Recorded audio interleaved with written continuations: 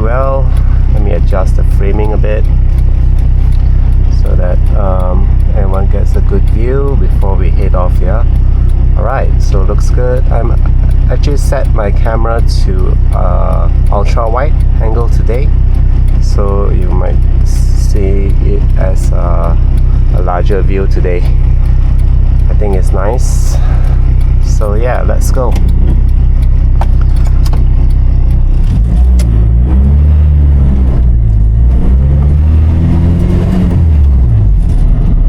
On the AC.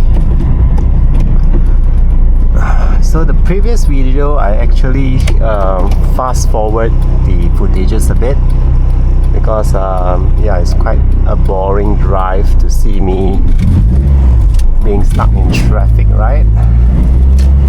But today maybe I'll just let the video run, and yeah, it's going to be a full 30 minutes long video. Probably going to talk to you a bit more.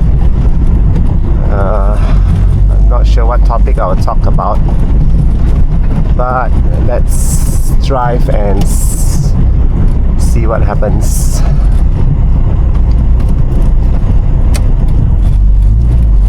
Alright, so this is the typical morning situation. Oh my god, in my Taman. That's okay. I think it's good.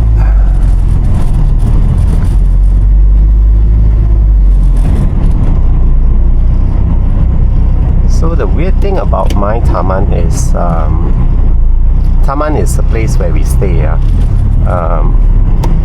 You saw the security guards, right? So those are paid by every one of our people living in the Taman, right?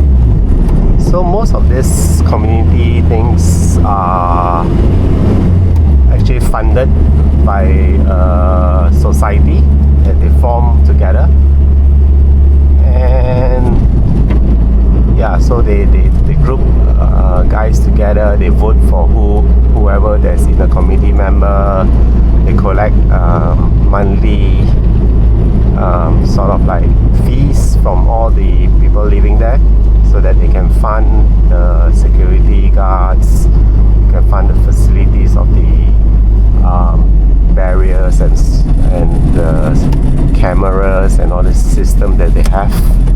Yeah.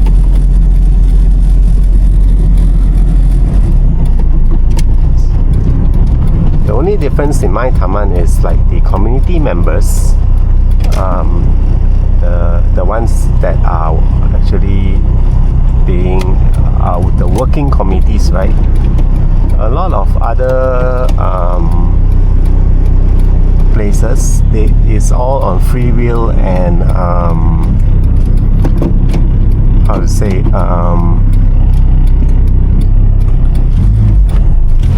they volunteer. It's all on volunteer basis.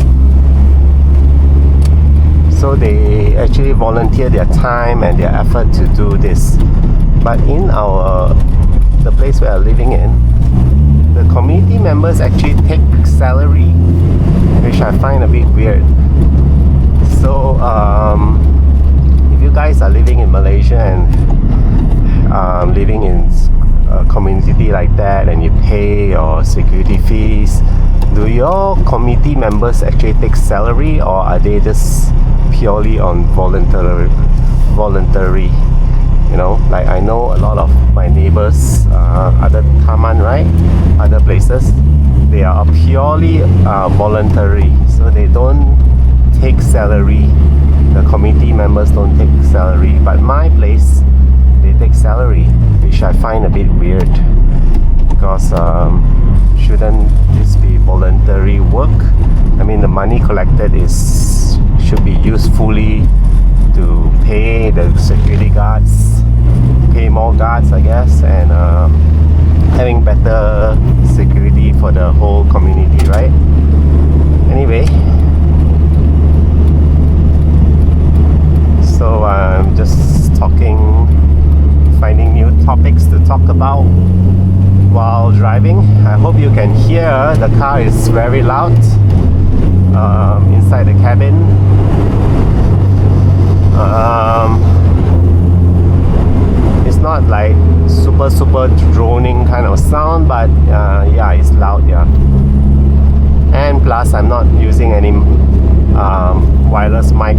right at the moment. I'm just capturing the audio as I speak to you directly from the DJI Osmo Nano. I think the mic feature that the onboard one that you can is on the DJI Osmo Nano, I think is pretty good, man, compared to the DJI Pocket 3. If you use that device without a wireless mic, the audio doesn't seem to be as great as this one.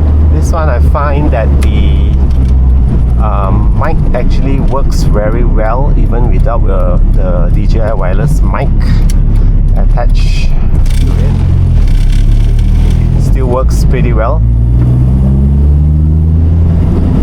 I mean, you still can hear yourself talking. The quality of the sound is not bad from the device itself. Yeah. Alright, so this is morning traffic for me. Look at my nice steering. I always admire it. Okay, I haven't been driving my car for like week plus. It's been just parking. But that's the best thing about owning a Honda. Don't know about other Japanese cars, whether or not it's as reliable and as this one. Sorry, wow, that was close. Okay, every morning you got to do stuff like that. Okay, sorry, I was talking about my car. Yeah, so owning this car has been really very low maintenance. Honestly, I haven't experienced any problems with this build, mechanically wise. Like engine, absolutely no problem, and like all you have to do is just pump petrol, fill it up, and yeah, it goes. The only problem which is probably not a problem, is that my car battery doesn't last as long, because of course I don't use the car as often. But even then, at least 2 or 3 years, the batteries. So there's really nothing. There's nothing to complain about. So like I said, owning this car is pure joy, man. Like, I don't get any problems. Absolutely no oil leaks, nothing like that. Of course, it's very low mileage. I went up after the rebuild and the conversion, the K20A engine. Since then, there's no issues, man. There's no oil leaks. There's no stuff like that. Yeah. Of course, the car is hardly driven, but I guess that's not the case. A lot of cars that are parked actually has more problem. Like this car, even is parked most of the time, there's no problem at all. So really Honda cars are generally a joy to own. It's very low maintenance.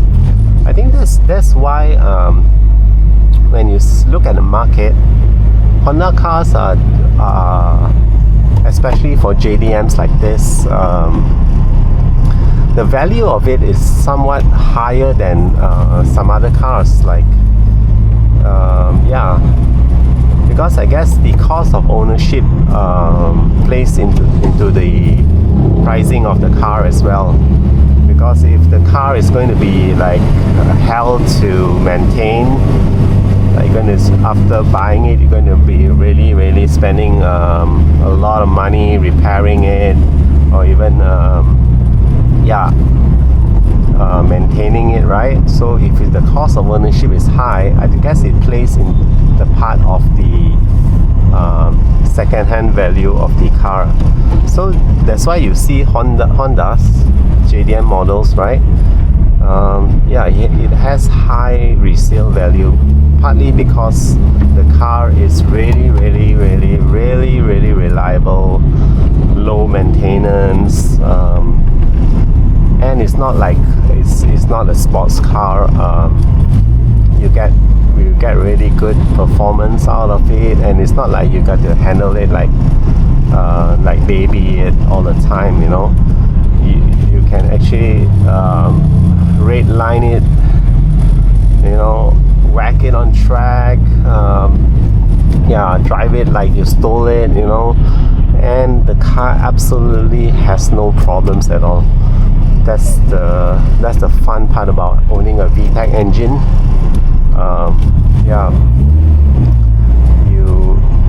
You really can enjoy the car without having worry about issues like all these mechanical issues, and stuff. Which that's one of the reasons why I love Honda so much. So right, so this is morning traffic. I hope the view is good. I'm actually...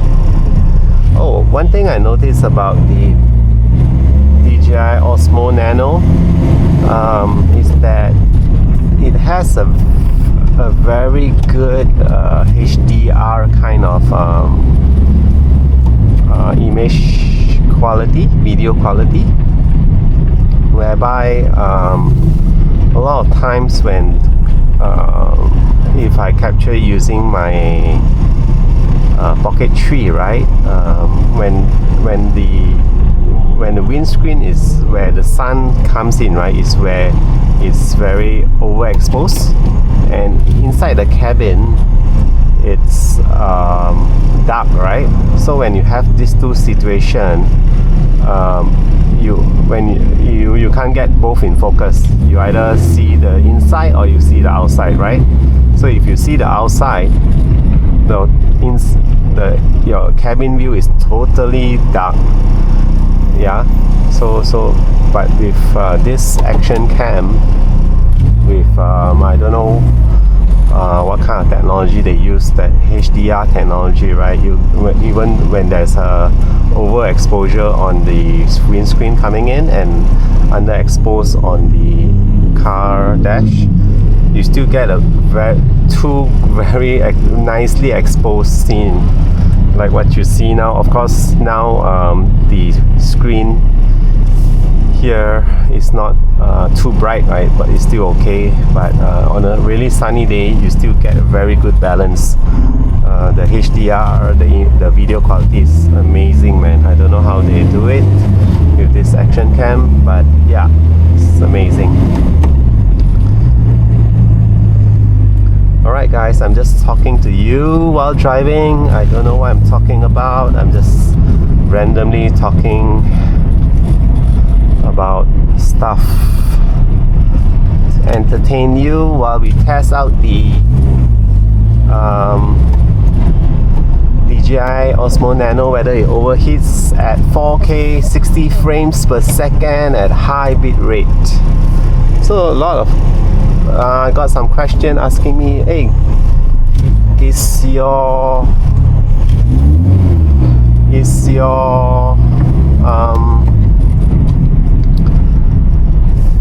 oh man, I think I forgot my phone. Shit. Yeah, sorry, I was just like fumbling around to see my phone.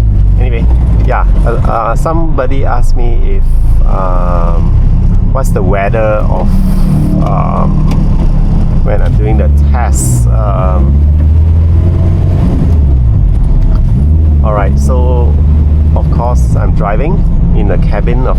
with the air conditioning on. Outside is probably about... Hey guys, I just got a message from the device just now. We're about driving. That the device overheats. Yeah, so that was the message that appeared, and the footage just stopped suddenly while driving. Yeah, so does the DJI Osmo Nano overheats? Yes, unfortunately it does. At 4K 60 frames per second at high bitrate, it does overheat. Yeah, so I have to rerun my recording now. So I'm not sure how many minutes it was running for. I will check the footage later, but I'm guessing it to be after about 20 minutes or so. Yeah, but anyway, I'll verify that, because as when you see the video, as soon as